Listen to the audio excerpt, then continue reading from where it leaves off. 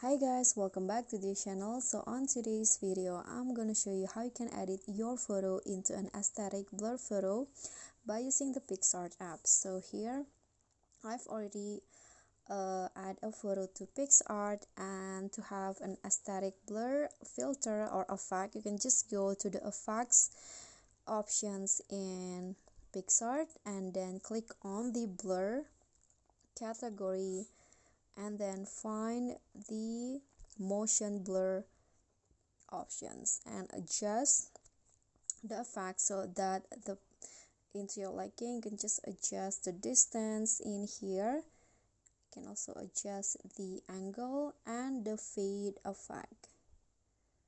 Okay, if you like with the result, you can just go back and then click on a check icon at the top right corner and just click on the arrow down at the top to download the photo.